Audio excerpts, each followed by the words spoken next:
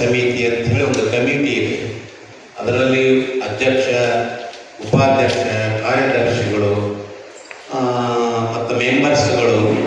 ಇದಕ್ಕೆ ಬಿಟ್ಟು ಒಬ್ಬರು ರಾಜ್ಯಪಾಲರು ನಿಯುಕ್ತಿ ಮಾಡಿರ್ತಕ್ಕಂಥ ಎಕ್ಸಿಕ್ಯೂಟಿವ್ ಆಫೀಸರ್ ಅಂತ ಈ ಕಮಿಟಿಯಲ್ಲಿ ಇರ್ತಾರೆ. ಮಂದಿರ ಇದಕ್ಕೆ ಪೀಠಕ್ಕೆ ಜಗದ್ಗುರುಗಳು ಆಗಬೇಕಾಗಿತ್ತು ಅಂದ್ರೆ ಅಲ್ಲಿ ರಾವಲ್ ಅಂತ ಕರೀತಾರೆ, ಇಲ್ಲಿ ನಮ್ಮ ಕಡೆ ಜಗದ್ಗುರು ಅಂತ ಕರಿತೀವಿ. ಆ ರಾವಲ್ ಪದವಿಯನ್ನು ವಿಭೂಷಿತ ಮಾಡಬೇಕಾಗಿತ್ತು ಅಂದ್ರೆ ಕೆಲವೊಂದು ರೂಲ್ಸ್ ಅದ ಕಮಿಟಿಯಲ್ಲಿ. ಆ ರೂಲ್ಸ್ ಯಾವಪ್ಪ ಅಂತ ಕೇಳಿದ್ರೆ, ದಕ್ಷಿಣ ಭಾರತದ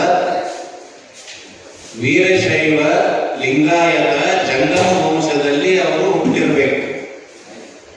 ಇದು ಕಮಿಟಿ ಆಕ್ಟ್ನಲ್ಲಿದೆ. ಸಂಸ್ಕೃತ ಪಂಡಿತರಾಗಿರಬೇಕು ಮತ್ತು ಅಜನ್ಮ ಬ್ರಹ್ಮಚಾರಿಗಳಾಗಿರಬೇಕು.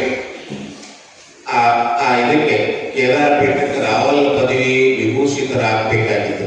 ಇದಕ್ಕೆ ಸಾರ್ವಭೌಮ ಈ ಪೀಠಕ್ಕೆ ಎಲ್ಲ ಪೀಠಗಳ ಪರಂಪರೆ ಬೇರೆ, ಕೇದಾರ ಪೀಠದ ಪರಂಪರೆ ಇದು ಉತ್ತರಾಂಚಲ ಅಂಡರ್ ಗವರ್ಮೆಂಟ್ ಕಮಿಟಿಯ ಅಂಡರದಲ್ಲಿ ಇದೆ. ಅದಕ್ಕೆ ಆ ಎಲ್ಲ ಸರ್ವಸ್ವವನ್ನು ಇವತ್ತು ಚೇಲ ನಿಯುಕ್ತಿ, ರಾವಲ್ ನಿಯುಕ್ತಿ ಇದಕ್ಕೆಲ್ಲಕ್ಕೂ ಕೂಡ ಮಾಡಬೇಕಾಗಿತ್ತು ಅಂದ್ರೆ ಕಮಿಟಿನೇ ಮೇನ್ ಪಾವರ್ದಲ್ಲಿ ಇರುತ್ತೆ. ಏನಾಗಿದೆ ಈ ಸಂದರ್ಭದಲ್ಲಿ ಅಂತ ಕೇಳಿದ್ರೆ, ಪ್ರಸ್ತುತ ಜಗದ್ಗುರು ಭೀಮಾಶಂಕರಲಿಂಗ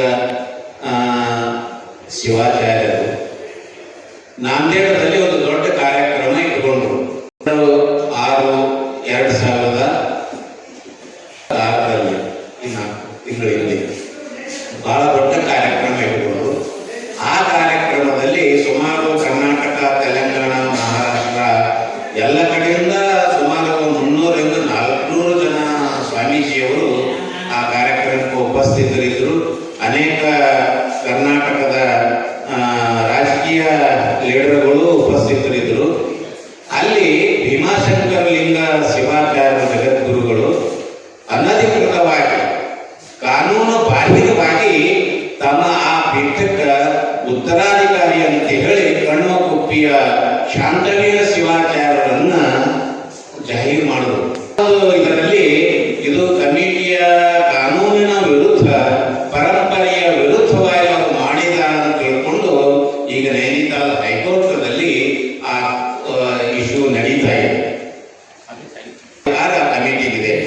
ಅಲ್ಲಿ ಇರ್ತಕ್ಕಂಥ ರಾವಲ ಜಗದ್ಗುರುಗಳಿಗೆ ಉತ್ತರಾಧಿಕಾರಿ ನೇಮಕ ಮಾಡತಕ್ಕಂಥ ಅಧಿಕಾರ ಅವರಿಗಿಲ್ಲ. ಅವ್ರು ಯಾವಾಗ ಅಧಿಕಾರ ಬರುತ್ತೆ ಅಂದ್ರೆ ಆ ಪೋಸ್ಟ್ ವೇಕೆಂಟ್ ಆದಾಗ ಅವರು ಆ ಜಗದ್ಗುರು ಪದವಿಯಿಂದ ರಾಜೀನಾಮೆ ಕೊಟ್ಟ ಮೇಲೆ ಅಲ್ಲಿ ಇರ್ತಕ್ಕಂಥ ಕೆಲವು ಚೇಲಾಗಳು ಅಂದ್ರೆ ನಾವು ಪೂಜಾರಿಗಳು ಅಂತ ಅಂತೀವಲ್ಲ, ಆ ಪೂಜಾರಿಗಳು ಕೆಲವೊಂದು ಶಿಷ್ಯಂದಿರು ಇರ್ತಾರೆ. 4, 5, 6, 8 ಹಿಂಗೆ ಶಿಷ್ಯಂದಿರು ಇರ್ತಾರೆ. ಆ ಶಿಷ್ಯಂದಿರಿಗೆ ಸೀನಿಯರ್ ಪ್ರಕಾರ ಅವರು ಇಂಟರ್ವ್ಯೂ ಕರೀತಾರೆ ಕಮಿಟಿಯವರು.